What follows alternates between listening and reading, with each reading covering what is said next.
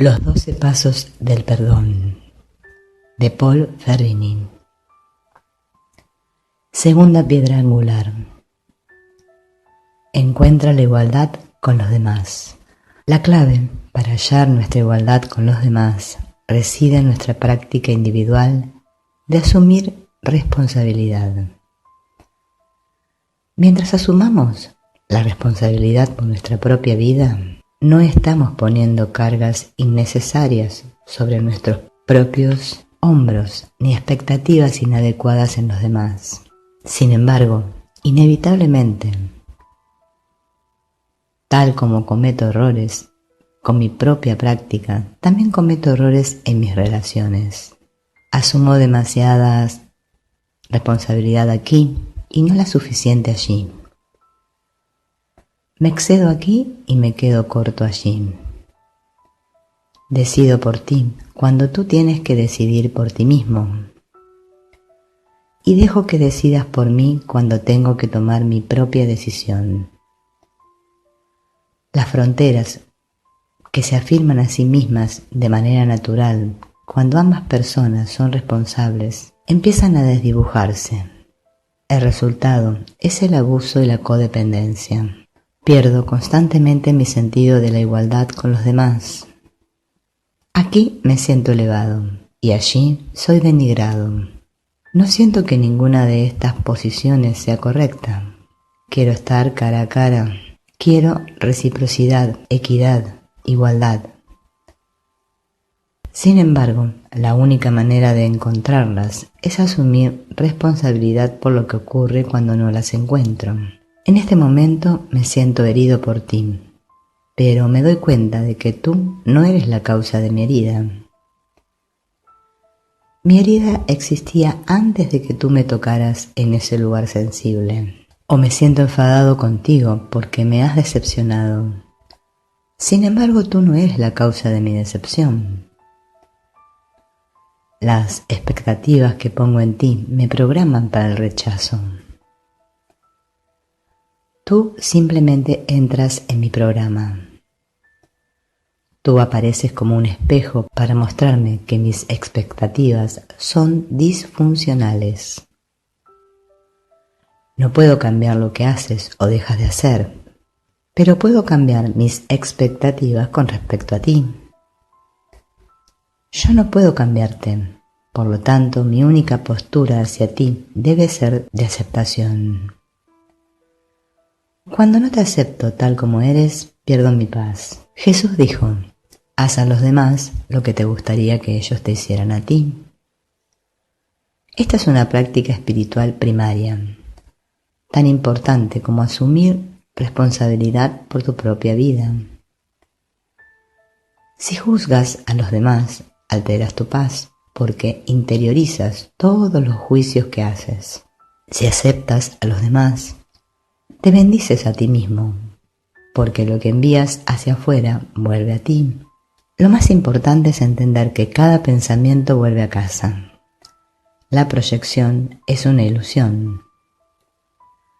Puedo odiar algo en ti, pero ese odio permanece en mi interior.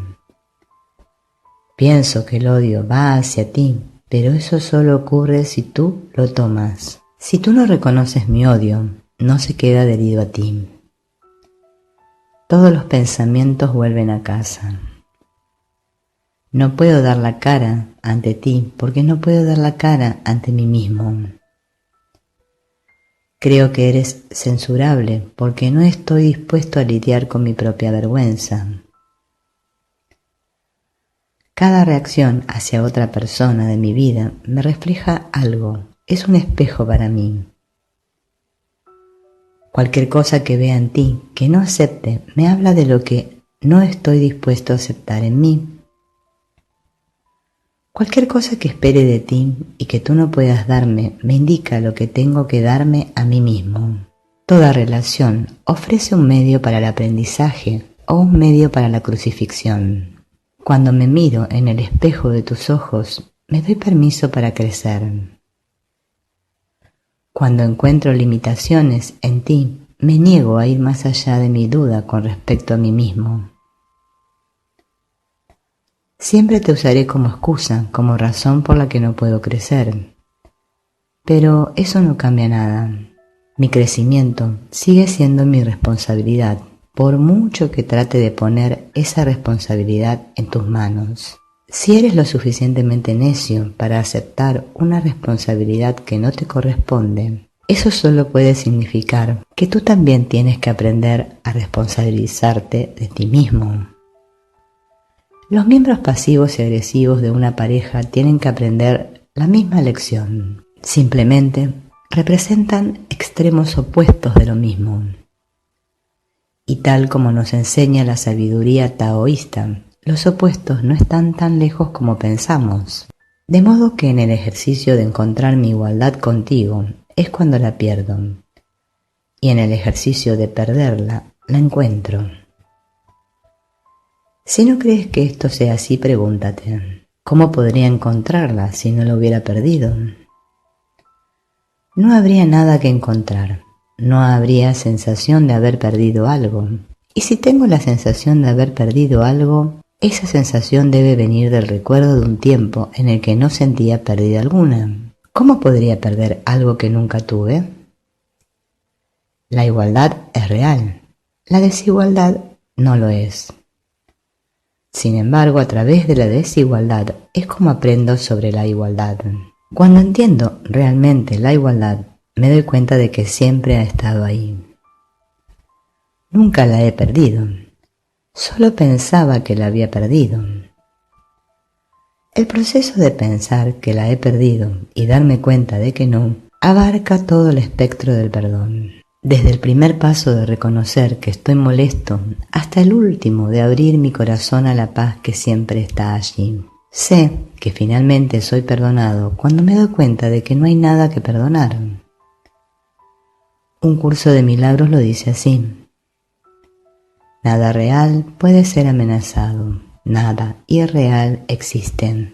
Nunca pierdo mi inocencia, tampoco la pierde mi hermano o mi hermana. Simplemente parecemos perderla, tal vez durante un momento, durante un día o dos, o quizá durante toda la vida. El periodo de tiempo no tiene importancia porque cuando despertamos, olvidamos el sueño. Permanecer en la ilusión no hace que seas malo, tan solo prolonga tu sufrimiento. Cuando estás preparado, sueltas ese sufrimiento, y una vez que lo has soltado, no importa si lo tuviste durante 2 minutos o durante 10 años, ya no existe. Nos resulta fácil llevar esta comprensión a nuestras relaciones. Tal como nos involucramos con los atributos físicos del mundo y nuestra percepción de ellos, también nos involucramos con nuestras relaciones y con las emociones que suscitan en nosotros. No estamos preparados, tal vez, para ver todo esto como un sueño de desigualdad. Y sin embargo, eso es precisamente lo que es, cuando quiera que nos sentimos molestos. Todo nuestro dolor es el resultado de ver algo que no está allí. Pensamos que está allí porque nuestras ideas y creencias parecen quedarse pegadas a ciertas personas y situaciones. Pensamos que eso da credibilidad a esas ideas porque ahora están situadas en el marco de una relación. Pero eso solo complica el guión y hace salir a escena toda una nueva serie de personajes. De modo que tenemos que reconocer y aceptar el hecho de que aquí estamos dirigiendo nuestra propia película. Y lo que vemos en la pantalla que está ahí, fuera, solo es un reflejo de los contenidos de nuestra conciencia. No obstante, debemos darnos cuenta de que la nuestra no es la única película que se está rodando. Las mismas personas que parecen ser actores o técnicos en nuestra película están dirigiendo sus propias películas, en las que nosotros somos los personajes o el cámara. La película Rashomon de Akira Kurosawa expresa este concepto con gran lirismo y compasión. Es posible que en último término no haya fronteras entre nosotros, pero es imposible que nos unamos, a menos que reconozcamos los límites de nuestra propia experiencia y honremos la experiencia de otras personas. No tenemos por qué estar de acuerdo entre nosotros, pero sí tenemos que respetarnos mutuamente. El consenso, en la medida que sea posible, surge de una atmósfera de respeto mutuo. Sin ese respeto mutuo, que significan fronteras saludables, el consenso sería inevitablemente forzado. Y el consenso forzado es tan ridículo como suena. Encontrar nuestra igualdad con los demás significa reconocer que hay muchas maneras de mirar cualquier situación y nosotros solo tenemos una de ellas: escuchar a los demás. Respetar sus ideas y experiencias nos ayuda a abrirnos a un espectro de realidad más amplio.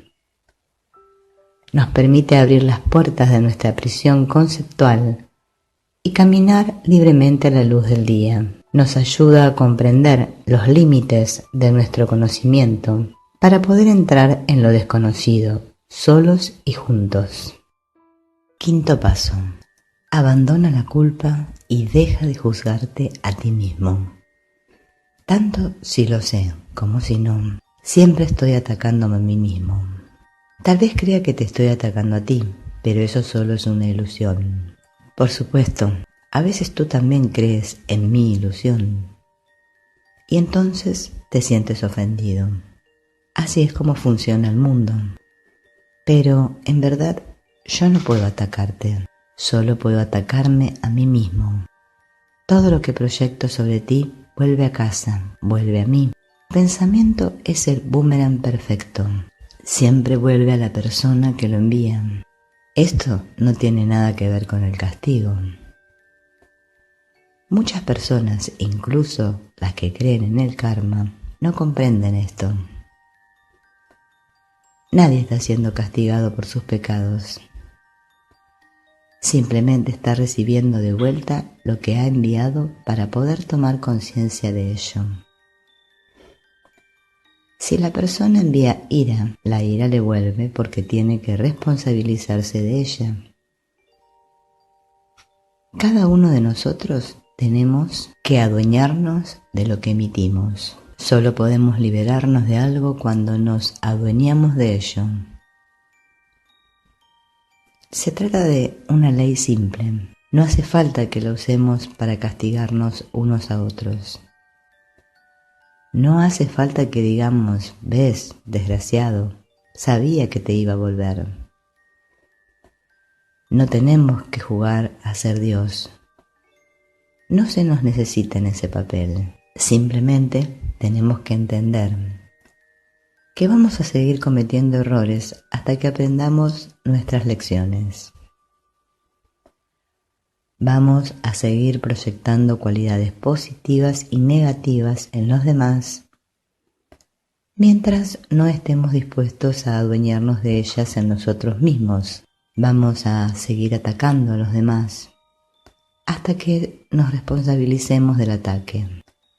Apropiarnos y responsabilizarnos del ataque solo es una manera de cortocircuitar el proceso. Yo digo: de acuerdo, ira, ya sé que me perteneces, de modo que no voy a pretender que provienes de otra persona. Eso no significa que no exprese la ira. Si está ahí, es mi responsabilidad expresarla, pero debo hacerlo sabiendo que me pertenece a mí. De esa manera no tiene por qué ir hacia afuera, quedarse pegada a alguien que se sienta suficientemente culpable como para recogerla y después volver a mí en forma de algún resentimiento callado. Me responsabilizo de la ira. Entiendo que no es a ti, sino a mí mismo a quien ataco. No me pierdo en la proyección, o al menos no me pierdo cuando tengo éxito en mi intento de responsabilizarme. No siempre tengo éxito, ni tampoco suelo tenerlo a la primera. A veces te ataco y a veces me apropio del ataque. Cuando te ataco me siento culpable porque creo que puedo herirte.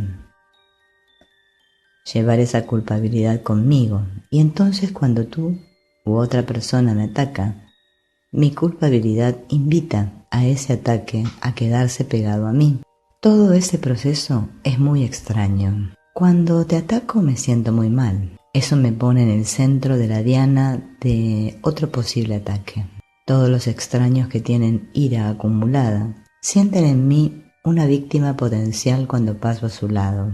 Hasta los pastores alemanes pueden oler el aroma. Cada vez que te ataco establezco mi propia culpabilidad.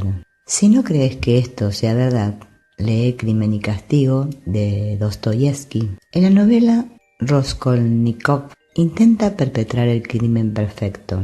Cree que si mata por una buena razón no se sentirá culpable por haberlo hecho, pero no funciona. Cierto, no le pillan. Consigue que no le acusen del crimen, pero no puede vivir con la culpa. Finalmente se entrega a la policía. Esto es lo que todos tenemos que hacer, entregarnos. En cuanto atacamos, tenemos que recordar que estamos afirmando nuestra culpabilidad.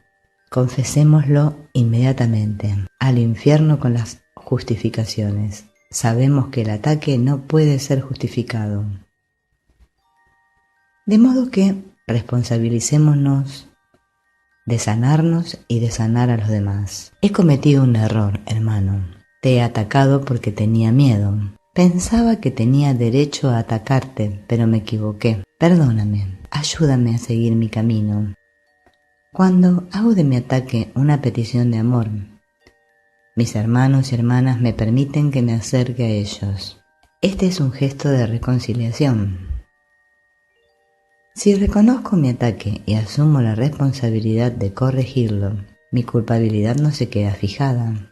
La culpabilidad se queda fijada cuando justifico mi ataque y me niego a enmendarme. La culpabilidad crónica no es más que la negativa continuada a asumir la responsabilidad de reconocer y a aprender de mis errores. Nadie se convierte en un saco de arena, de esos que usan los boxeadores, sin que haya una causa para ello. Sin embargo, la causa suele estar profundamente enterrada en la psique. Cada vez que te ataco, me ataco a mí mismo. Ese ataque puede venir en forma de un juicio sutil, pero si se repite una y otra vez, me envía continuamente el mensaje de que no soy adecuado. No es coincidencia que los individuos que tienen menos autoestima sean los que más juzgan a los demás. Cuanto más nos dedicamos a juzgar a los demás, más nos juzgamos inconscientemente a nosotros mismos. Todas las proyecciones vuelven a casa. Esta es la función de la culpabilidad. A cierto nivel, se niega a permitir que nuestro ataque nos deje. Simplemente no podemos atacar a los demás sin sentirnos responsables del ataque en algún nivel de nuestro ser. Cuando llevamos esta responsabilidad a la conciencia, podemos empezar a sanar. Cuando dejamos que siga siendo inconsciente, atraemos sucesos que nos obligan a tomar conciencia, no solo de nuestros ataques hacia los demás, sino del profundo odio que sentimos hacia nosotros mismos, que es el que provoca esos ataques. La culpa y la responsabilidad se excluyen mutuamente. La culpa se queda pegada a la herida, impidiendo que ésta se cure. El primer paso del proceso de curación es la responsabilidad. Para soltar la culpa y dejar de juzgarnos, debemos empezar a responsabilizarnos de nuestros ataques contra otras personas. Debemos tomar conciencia de nuestras proyecciones en cuanto ocurren. Tomando conciencia de nuestro ataque, vemos la causa que está detrás. Vemos nuestros propios miedos, nuestros juicios profundamente arraigados y nuestros sentimientos de inadecuación. Vemos nuestra profunda llamada al amor. Esto es esencial. No podemos empezar a perdonarnos a nosotros mismos hasta que no nos demos cuenta de que toda nuestra oscuridad es una llamada a la luz y de que toda nuestra ira y dolor son una llamada al amor. Tenemos que reconocer esto, porque de otra manera tomaremos nuestra conciencia y la usaremos para golpearnos a nosotros mismos. No debemos subestimar este peligro. Si dejamos nuestro proceso de curación en manos del ego, no pasará de ser otro proceso en el que volveremos a herirnos. Solo el Espíritu Santo puede estar a cargo de nuestra curación, porque el Espíritu confirma nuestra validez al tiempo que nos anima a enmendarnos y aprender de nuestros errores. Yo no soy malvado por haberte atacado, y tú tampoco eres malvado por haberme atacado. Nuestro ataque mutuo viene de que ambos nos sentimos profundamente inadecuados. Viene de un lugar en el que ni tú ni yo nos sentimos amados. Reconocer esto es el principio de la llamada a la gracia. Comenzamos a ver incluso en la oscuridad con los ojos del amor. Mientras yo mismo me crucifique o te crucifique por cometer un error, nuestra curación no puede comenzar. Lo importante no es el error, es el aprendizaje, el crecimiento, el cambio de percepción que el error trae consigo. Cuando entiendo esto me doy cuenta de que mis lecciones están bien. Me doy cuenta de que tus lecciones están bien. Tengo una base sobre la que avanzar. La reconciliación y la reconstrucción comienzan sobre esta base. Este es el verdadero fundamento de la curación o perdón de todos los errores y la gratitud de la conciencia que nos aportan. Recuerdan, la responsabilidad no viene del ego, la culpa sí.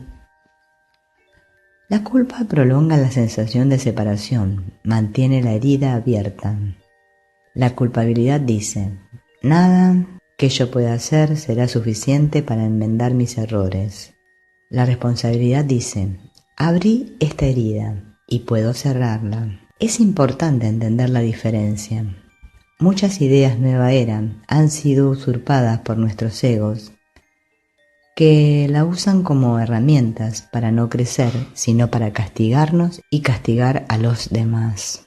Muchas personas, estando muy enfermas, han tenido que escuchar estupideces como tú te has enfermado a ti mismo, es tu propia ira la que te ha producido el cáncer. No te estás curando porque aún estás apegado a tu ira. Estábamos hablando de no culpabilizar, ¿no? Este tipo de sermones son cosas del ego, que está tratando de repetir el mensaje de la responsabilidad. No funcionan. Cuando el espíritu toma a su cargo el programa de la responsabilidad, hace que todo esté bien. Hace que esta enfermedad, el cáncer o cualquier otra, sea un lugar desde el que crecer. No mide el progreso con criterios externos. Tan solo dice, hay un lugar interno donde es posible encontrar paz. Cuando hablamos de curación, hablamos de abandonar los juicios sobre nosotros mismos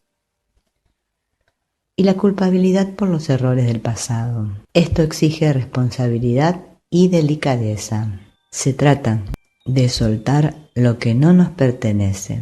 Se trata de lavar esa sustancia pegajosa que aparece sobre nuestra piel cuando nos dedicamos a justificar nuestros juicios sobre los demás. Se trata de bañar la totalidad del alma en amor y aceptación. Sexto paso. Acéptate como eres y acepta a los demás como son. La aceptación es divertida. Por un lado estamos diciendo, acepta tus errores y aprende de ellos. Por otro lado estamos diciendo, estás bien tal como eres. Estamos diciendo, acepta tu oscuridad y llévala hacia la luz. Cuando la lleves a la luz, la oscuridad desaparecerá. Pero, ¿qué pasa si no desaparece? A veces cuando trato de llevar oscuridad a la luz, es la luz la que parece desaparecer y me quedo con una oscuridad aún mayor. ¿Qué puedo hacer entonces? Entonces tengo ante mí una elección muy simple. Puedo castigarme a mí mismo, sentirme un fracasado, condenar a Dios y al mundo, o puedo aceptar donde estoy. Aquí estoy en la oscuridad y no parece haber ninguna luz. Está bien, simplemente estoy aquí, no hay alabanza, no hay culpabilidad. Cuando hago esto, me convierto en la luz que estaba buscando. Cada gesto de autoaceptación desvela la luz interna y ayuda a aligerar mi camino. Es posible que la ligereza solo me dure un minuto más, pero eso está bien. Cuando me acepto, el paso siguiente viene por sí mismo. El amor de Dios la gracia, la guía, como quiera que lo llames, viene a través del canal de tu amor hacia ti mismo. Cuando te aceptas tal como eres, abres ese canal. Y lo mismo ocurre cuando aceptas a los demás tal como son. El camino de la paz es simple si estás dispuesto a practicarlo. Primero, acéptate tal como eres.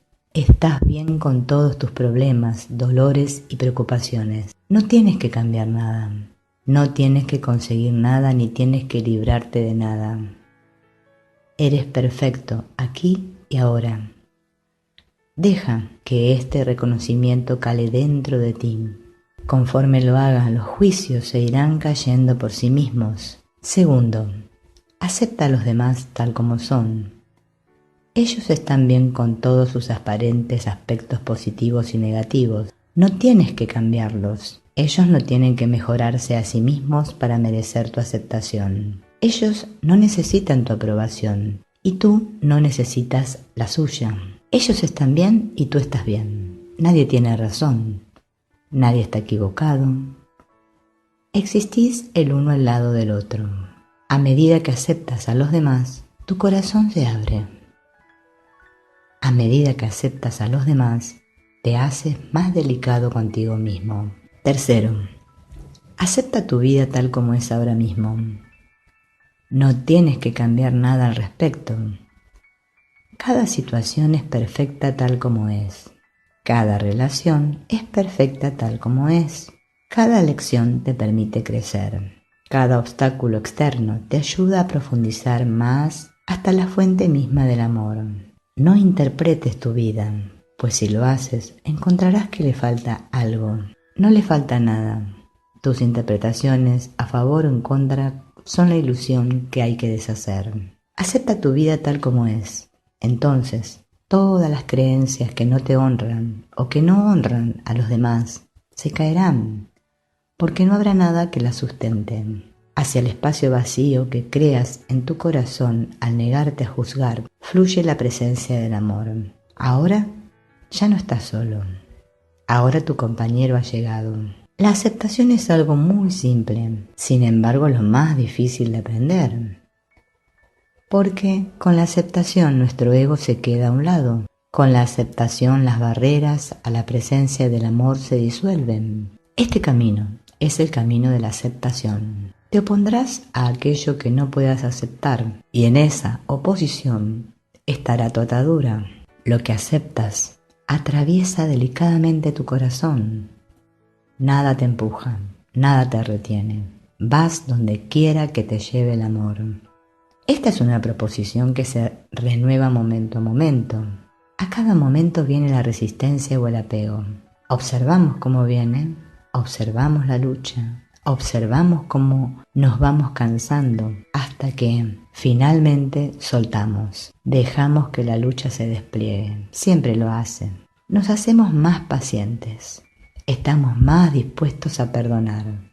Estamos más relajados. Aprendemos a ser delicados con nosotros mismos y con los demás. Esto no parece ser una gran victoria, pero lo es. Cuando no se interpone nada entre nosotros y nuestra paz, aunque solo sea por un momento, experimentamos la divinidad dentro y fuera. No hay separación. Este es el fruto del camino de la aceptación. Recuerda, en nuestra experiencia nunca hay un momento en que nuestra aceptación de nosotros mismos y de nuestros hermanos y hermanas no nos devuelva la paz. Nunca hay un momento en que no haya obstáculos que rendir. Aceptamos esto no como una meta, sino como una práctica, porque en la práctica conseguiremos nuestra meta.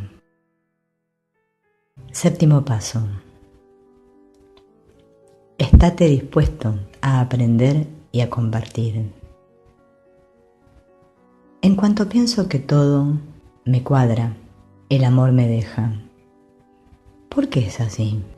Porque cierro la puerta en mi cabeza y cierro la puerta en mi corazón.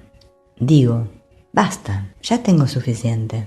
Bueno, aparentemente mi profesor interno no está de acuerdo. Y tengo otra lección que aprender con humildad. Todo lo que sé no significa nada si en este momento no estoy en paz. Y cuando estoy en paz, la necesidad de saber queda atrás. Un curso de milagros dice que enseñamos lo que necesitamos aprender. Es importante tomar conciencia de esto. Cuando me pongo de pie para compartir mis experiencias contigo, estoy reforzando mi proceso de aprendizaje. Al compartir, profundizo en lo que he aprendido. Lo extiendo a través de los chakras. Tomo un conocimiento intelectual. Lo personalizo y lo llevo al corazón. Cuando me escuchas profundamente, sé que lo que es verdad para mí también es verdad para ti. Al compartir, aprendo a escucharte. Veo cómo has interiorizado las cosas de manera diferente, con un énfasis diferente. Queda claro que has dominado ciertas lecciones con las que yo aún estoy hecho un lío. Entiendo que tú eres mi maestro tanto como yo soy el tuyo. Enseñar y aprender son procesos que duran toda la vida. Aun cuando represento el papel de profesor, estoy aprendiendo, y aun cuando represento el papel de alumno, estoy enseñando. Mi manera de aprender se convierte en una enseñanza, y mi forma de enseñar se convierte en un aprendizaje. ¿Ves? El proceso continúa indefinidamente. Nunca hay un momento en mi vida en el que no pueda beneficiarme de la respuesta que me das. Aunque el 99% de ella sea un juicio sobre mí, puedo saborear el 1% que es verdad. No solo los profesores deben responsabilizarse de lo que enseñan, aprendiéndolo ellos mismos, sino que los alumnos también deben responsabilizarse de lo que aprenden. Nadie te enseña nada sin tu permiso, de modo que yo siempre estoy aprendiendo, y tú también. Esta es la base sobre la que nos encontramos, cara a cara como iguales. Si bien puedo hacer parte de mi trabajo espiritual en solitario, practicando la meditación, observando mis pensamientos y sentimientos, estudiando las escrituras, hay una pieza importante que no puedo hacer solo. No puedo superar la proyección a menos que la experimente. Necesito proyectar sobre ti y necesito proyectar sobre mí para poder experimentar este fenómeno. Necesito experimentar mi aparente separación de ti antes de poder rechazarla y considerarla una ilusión. Ninguno de nosotros se salva en solitario. Aprendemos y crecemos a través de nuestras interacciones, por más dolorosas que sean. De modo que, si me aíslo de los demás, solo estoy posponiendo mi expiación. Antes o después, tú y yo debemos encontrarnos y desplegar nuestro drama. Sin interacción, nuestros dos yoes separados nunca entenderían el amor de Dios. La necesidad de interacción queda confirmada por el hecho de que una parte de Dios se siente separada de otra. Donde quiera que se sienta separación, siempre es necesaria la interacción para tender un puente. Esto es cierto aunque nos pasemos el rato pegándonos. El problema es que seguidamente nos divorciamos y seguimos caminos separados pensando, bueno, esto no ha funcionado, buscamos otra persona con la que sentirnos cómodos. Seguimos tratando de unirnos y seguimos fracasando porque eso no es lo que se está pidiendo de nosotros. Dios no nos pide que nos unamos, nos pide que nos honremos mutuamente.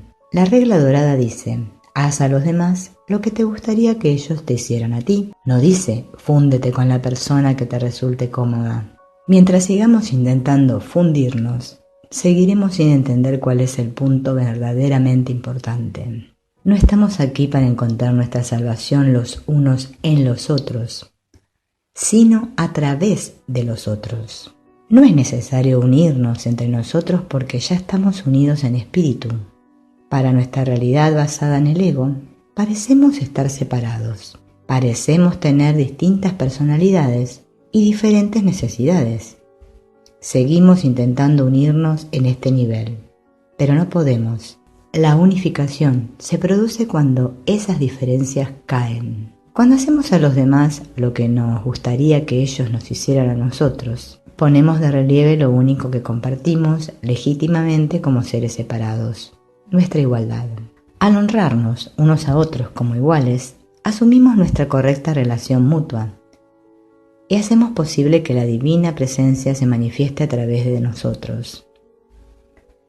Como dice Martin Buber, Dios no existe en ti o en mí, sino donde nos encontramos. Descubrir ese lugar de encuentro es la danza de la vida. También es una de nuestras principales prácticas espirituales. Cada oportunidad que aprovechamos para compartir nuestros pensamientos y sentimientos con otros nos ayuda a ir más allá de nuestra realidad basada en el ego para descubrir nuestras aspiraciones y necesidades comunes. Cada vez que abrimos mutuamente nuestros corazones, disolvemos activamente la ilusión de que estábamos separados. En definitiva, no nos juntamos para unirnos, sino para ser testigos de que ya estamos unidos, corazón con corazón y mente con mente. Podemos salir de esa unión juzgando y resaltando nuestras diferencias, o podemos seguir juntos, aceptando y bendiciendo a cada persona tal como es. Cuantas más veces venimos al espacio compartido, el círculo sagrado, más nos damos cuenta de que es nuestra casa, y cada excursión del ego es una desviación. Esto no significa que no volvamos a salir, pero aunque nos alejemos uno del otro, tenemos muchas ganas de volver a estar juntos. Sabemos dónde está nuestro hogar y sabemos que podemos volver a él cuando estemos listos. Octavo paso. Sé tu propia autoridad. Seamos claros, ser tu propia autoridad no significa ser una autoridad para nadie más. Simplemente significa que no dejas que nadie sea una autoridad para ti. Todo el mundo es libre de elegir, incluyéndote a ti. Y todo el mundo es responsable de la elección que hace. Las cosas no podrían ser de otra manera. Muchas personas intentan cruzar estas líneas claras de responsabilidad, pero eso solo nubla su percepción de la realidad. No busquéis el castigo con glotonería. Honrad estas frases y os honraréis mutuamente. En primer lugar, entiende que no estás responsabilizándote de ti mismo cuando 1. Dejas que otra persona decida por ti, o 2. Decides por la otra persona. Eso es codependencia. No es algo que te fortalezca ni que fortalezca a otro. Puede parecer que te da una ventaja temporal, pero el precio que pagas por esa ventaja es perder la libertad de elegir tu propia vida. Es genial escuchar a otros y aprender de otros. Compartir íntimamente es esencial para tu crecimiento espiritual. Te ayuda a saber dónde estás y puedes usarlo para expandir tus percepciones. Pero los demás no saben lo que necesitas. Ni siquiera las personas con capacidades psíquicas y los intuitivos pueden decirte lo que necesitas saber. Es posible que te transmitan una información importante o tal vez no. En cualquier caso, eres tú quien debe usar dicha información para encontrar tu paz. Entiende que hay un límite a lo que las otras personas te pueden decir que te resulte verdaderamente útil. Y esos límites también son aplicables a lo que tú puedas decir a los demás. La mayor ayuda que puedes dar o recibir de los demás son las palabras de ánimo. Cualquier otra cosa no suele servir de mucho. Para ser tu propia autoridad, debes dejar atrás la idea de que hay respuesta fuera de ti. Debes dejar atrás el concepto de que hay algo que conseguir. La autoridad viene directamente de la experiencia. Dice, honro mi vida, acepto lo que es verdad para mí, aunque no sea verdad para otros. La autoridad interna es inconsistente con dar recetas a otros. En cuanto intentas hacer que otros encajen en tus valores y creencias, recortas el poder que estos mismos valores y creencias tienen en tu vida. En cuanto necesitas el recuerdo de otros para honrar tu propia vida, has perdido el contacto con tu autoridad interna. Todo el mundo tiene el derecho y la responsabilidad de decir, esto es cierto para mí, esto funciona para mí. Esta autoafirmación es importante, porque ninguna otra vida es exactamente como la mía, Las experiencias de cada individuo son únicas y deben ser aceptadas como tales. Cualquiera que trate de negar la integridad de mi experiencia, niega también su experiencia propia. Es imposible autoafirmarse negando a otros. De modo que toda la energía que invierto en negar y juzgar a los demás me aleja de mi guía interna y de mi verdad. No empiezo a saber lo que es verdad para mí hasta que honro la experiencia de otros. Y esto también va en el otro sentido. No empiezo a oír mi propia verdad mientras haga más caso de la experiencia de otros que de mi propia experiencia.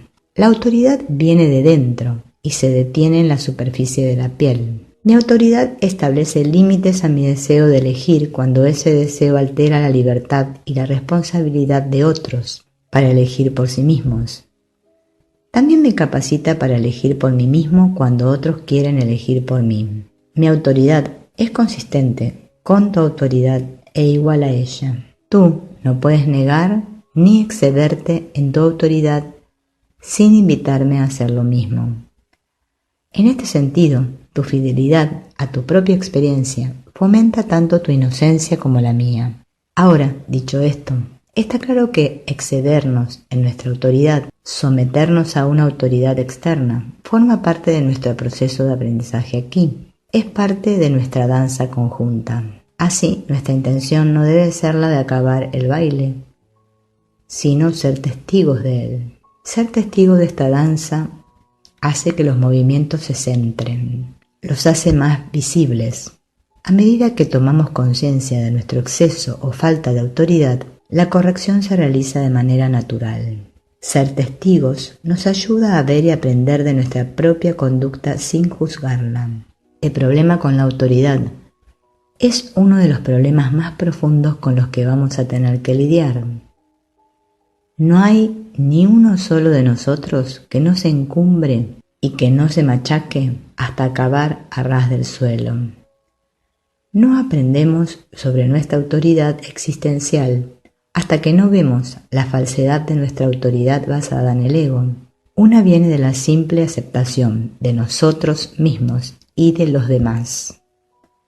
La otra viene de una profunda sensación de inadecuación que proyectamos en los demás. Quienes tienen la ilusión de ser superiores a los demás suelen abrigar sentimientos inconscientes de inferioridad, y los que se refieren constantemente a la fuerza o a la sabiduría de otros suelen abrigar sentimientos inconscientes de superioridad. Curiosamente, ni la persona que se presenta como superior ni la persona que se presenta como inferior están dispuestas a quedarse solas con sus convicciones. De un modo u otro, ambas buscan el apoyo y el acuerdo de los demás. Debemos despertar al hecho de que podemos ser demasiado fuertes, demasiado débiles para nuestro propio bien. A los que estudian el I Ching, este concepto no les resultará extraño. Los que son demasiado fuertes atraen a los débiles, y así ellos mismos se debilitan. Y los que son demasiado débiles atraen a los fuertes y se fortalecen gracias a ellos. El fuerte y el débil usan al otro para alcanzar el equilibrio. Por desgracia, este no es un proceso consciente, de modo que el intercambio no suele entenderse bien y tampoco se agradece. En este punto de nuestra evolución colectiva, parece importante que este proceso de llegar al equilibrio se haga de manera consciente. Por eso se están publicando tantos libros sobre el abuso y la codependencia. Estos intercambios, cuando se producen inconscientemente, dejan muchas heridas indescriptibles. Hablar de nuestras heridas es saludable. Es nuestra manera de adueñarnos de nuestra experiencia y de responsabilizarnos de nuestra curación. Todo este proceso tiene que ver con el respeto. Respeto por nosotros mismos y respeto por los demás. Respeto viene de la palabra especere, que significa mirar. Respetar, por lo tanto, significa mirar atrás, volver a ver o ver de una manera diferente. Se comprende que primero veremos oscuramente a través del cristal y después veremos con claridad. Primero percibiremos mal y después corregiremos nuestra percepción. Primero cometeremos errores y después aprenderemos. Primero nos excederemos el uno con el otro y después nos perdonaremos. Este es un proceso que se repite una y otra vez. Conseguimos el respeto por nosotros mismos y por los demás, violando la ley de igualdad. La conciencia de nuestra violación es la que nos lleva hacia la igualdad. De modo que cuando decimos, sé tu propia autoridad, queremos decir, aprende a ser quien verdaderamente eres. Aprende a ver a los demás como verdaderamente son. Practica la igualdad. Aprende de la desigualdad, acepta el proceso. Úsalo para alinearte y crecer. Tercera piedra angular. Confía en tu vida. Buena parte de nuestra vida nos lleva al límite de nuestras fronteras y nos deja allí. Nos dicen, tú no estás limitado a lo que queda dentro de estas fronteras. Para confirmar esta intuición, nos damos cuenta de que vamos chocando con todos los límites que nosotros mismos hemos creado. Cada vez que nos posicionamos, y casi no importa qué postura tomemos, separamos una realidad unificada en dos partes aparentes. Puedes llamar a estas partes como quieras, bien y mal, masculino y femenino, alto y bajo. De la unidad hacemos la dualidad. En cuanto digo yo, tengo el tú, que significa no yo. Y si digo nosotros, quiero decir no ellos. Por más que expanda mi conciencia, continúo encontrándome con personas, situaciones que no puedo aceptar. Allí es donde trazo la frontera, establezco mis límites. Lo que queda de este lado de la línea es aceptable y lo que queda al otro lado de la línea no lo es. Esta es la naturaleza del viaje de mi conciencia. Toda mi vida es un proceso de establecer y borrar fronteras. Cuando puedo verlo así, aprendo a ser más flexible conmigo mismo y con los demás. Sé que las fronteras no son reales, más bien son mis creencias las que hacen que parezcan reales. Cuando cambio mis creencias, esas fronteras desaparecen. Siempre estoy tratando de definir y de ordenar mi existencia. Y cuanto más intento ordenarla, mayor es la chapuza que hago de ella. Lo cierto es que no soy muy bueno en esto de controlar mi vida.